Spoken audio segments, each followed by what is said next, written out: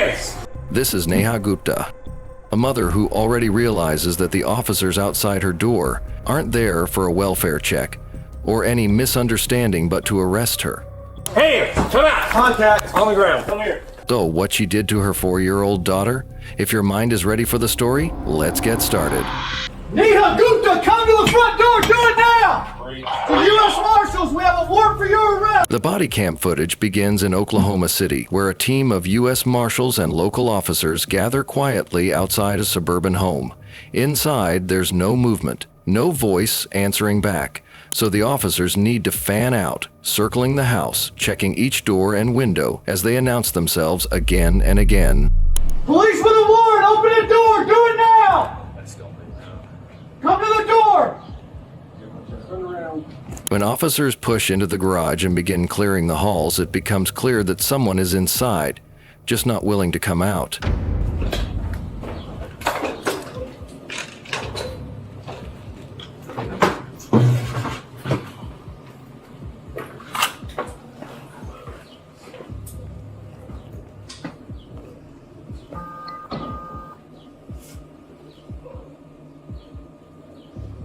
We got y'all's light over here.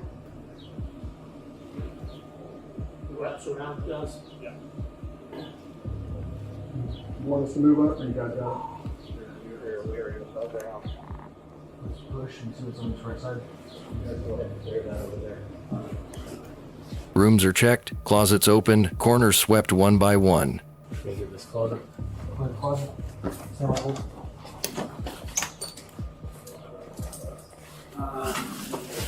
Clear?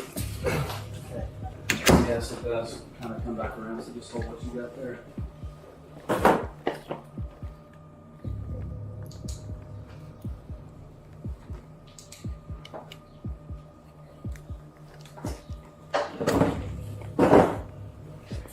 Partially open the door all the way down to the hallway. Does that go out to the garage right there? Yeah.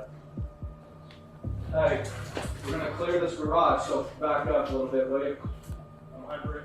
Okay. It's unlocked. It's slow, methodical, the kind of search you only see when officers believe the person inside might be hiding. Go ahead and open that and we'll look through this.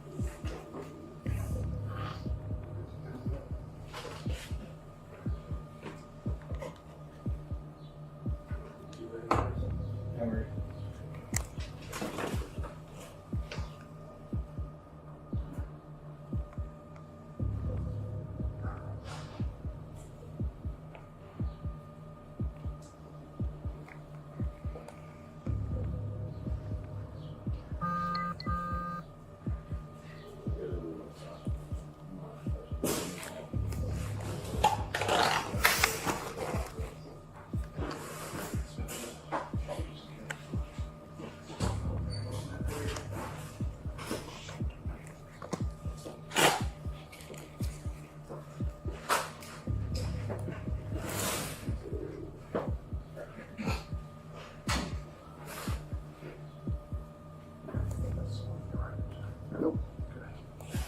Let's get some kind of, I don't know what's on it. If it's a lock or something.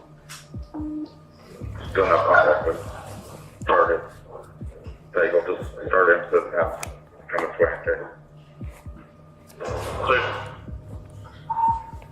Hey, we're opening up these garage doors. Opening up the garage doors. We're clear outside. Shut down here.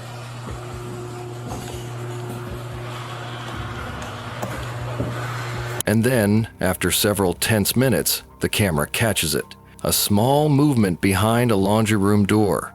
The door swings open and Neha Gupta appears in frame, crouched in the corner, no longer able to avoid the moment she's been trying to delay.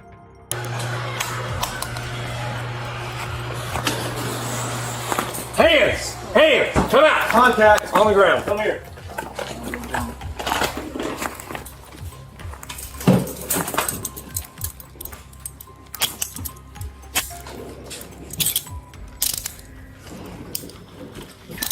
Alright, Stand up. Keep clearing the rest of this and get her out.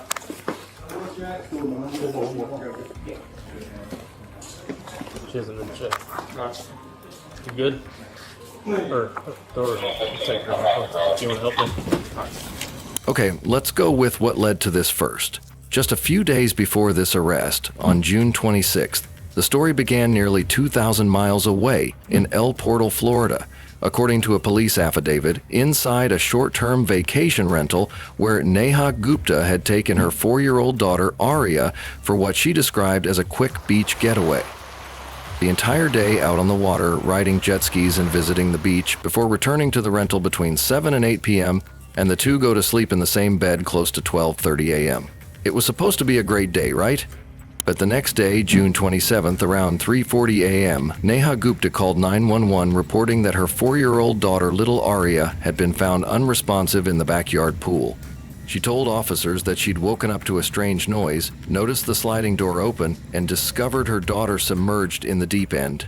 According to her account, she tried to help but couldn't swim, and after 10 minutes of struggling, she finally called for help. At first glance, it sounded like a tragic accident. A tired child, a late night, and a pool steps away from the bedroom. But the moment the medical examiner began reviewing little Arya's body, the story of an accidental drowning started to crumble, piece by piece. First, no water in the lungs and the stomach. This was the first and most devastating contradiction. You know, in a true drowning, even with attempts at CPR, some amount of water is almost always present. But Arya's lungs were completely dry, and notably, not a trace of the dinner her mother claimed she ate around 9 p.m. This immediately suggested one thing: little Arya did not pass away in that pool. Second, the small cuts inside the mouth, bruising along the inner cheeks, the type of injuries you see when someone desperately tries to breathe against a barrier. I didn't say she did, but the injuries do not match drowning. They do match something else, like pressure applied over the mouth, a form of smothering. The idea of an accidental drowning was no longer on the table. It was now a staged scene, and the person who staged it was the only adult present that night. Why? We can't say that because the autopsy says that, right? In the deeper investigators looked, we got here not Arya's mother version, but the Dr. Gupta's version. Remember when she said she can't swim? It was supposed to be a helpless sorrow, when a mother was limited by her own ability, right? But it was the first crack. Let's look at this public interview she gave as a pediatric intensivist, where she casually shared a fun fact about herself. Yes. I love adventure sports. So I guess not a lot of people know about that. So I love scuba diving, snorkeling, and skydiving. So I've done that too. And it has been a lot of fun. You heard the scuba diving part yet? Not only does that require swimming, it requires being comfortable underwater. This contradiction immediately raised red flags. Why would someone who enjoys underwater sports claim she couldn't swim at all? That process isn't about judgment. When it comes to child safety, clarity, consistency, and transparency matter more than anything else. At the end of the day, the hope is that sharing stories like this encourages awareness, honesty, and a deeper understanding of how investigators work to uncover the truth, especially when a child's well-being is involved. Heartbreak is a child. 3 o'clock in the morning, just unusual, so my heart goes out to them. I'm very sorry for them. I feel very sorry for them. So, the question is, why did she do all that to her 4 years old? Well, unfortunately, no one but Gupta knows her true motivations, and she has pleaded not guilty.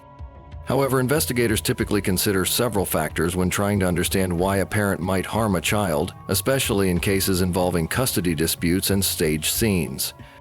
Here are the angles investigators publicly acknowledged or implicitly considered without making assumptions beyond the evidence. First, Gupta's ex-husband, Dr. Saurabh Talathi, said he was unaware the child had left the state of Oklahoma and that the two parents were in an ongoing custody battle, the affidavit said. Taking the child out of state without notifying the father was a violation of trust already, so it could be the contentious custody battle. Second, investigators often ask, was the parent under extreme personal pressure? Were there signs of burnout, depression, or escalating conflict? Was she? There is no confirmed mental health diagnosis, but the possibility is part of standard investigative review. If you ever feel overwhelmed, unsafe, or unable to manage a situation involving a child, reaching out for help early can prevent irreversible harm. Support systems exist, crisis lines exist, counseling exists. Asking for help is a sign of responsibility, not weakness. Third, attempt to control the narrative. From staging a scene, in this case, making the death appear accidental, it suggests the fear of consequences, an attempt to redirect blame, or a belief that the truth would not be accepted. It's not unusual for staged accidental deaths to occur when the offender panics or tries to maintain a certain image. What do you think her motive was? Let me know your thoughts in the comment here. Important note, none of these possibilities confirm motive. They are simply the standard categories investigators examine when evidence contradicts a parent's explanation. Right now, her motive remains unproven, and legally she is presumed innocent until convicted. And from that, we will see how her hearing went. After Gupta was arrested at her home in Oklahoma City and transported to Florida, she has since been formally extradited to Miami-Dade County, where the case is being handled. During her first court appearance, the judge reviewed the nature of the charge and the evidence listed in the arrest warrant. The judge ruled that the charge was too severe for release, meaning Gupta is being held without bond. She will remain in custody while awaiting trial. Her arraignment, the hearing where she will formally enter her plea, is scheduled for August 7th. Her attorney has stated publicly that she intends to plead not guilty, insisting the investigation was rushed and circumstantial. Because it is a first-degree murder charge, the case is expected to progress slowly and involve extensive forensic analysis. Though unrelated to guilt or innocence, Gupta has already been removed from her medical roles, both from the health system and the university. OU Health confirmed she had been suspended from patient care as of May 30th, 2025. So what happens next? If the case proceeds without plea negotiations, it will move toward a full trial. Because the autopsy contradicts the drowning narrative, the medical evidence will likely be the centerpiece of the prosecution's case. It may take months, possibly more than a year, for the case to reach a verdict. Until then, Neha Gupta, once was the Dr. Neha Gupta, and the little Arya's mother remains legally presumed innocent, while facing one of the most serious charges under Florida law. Thank you for staying with us, Liu Crime Case, through this case. Again, if you found this breakdown helpful, feel free to share your thoughts in the comments, always with kindness and empathy for everyone affected. We'll see you in the next episode of Evil Parents Realize Moments. Stay safe, stay informed, and take care of the little ones in your life.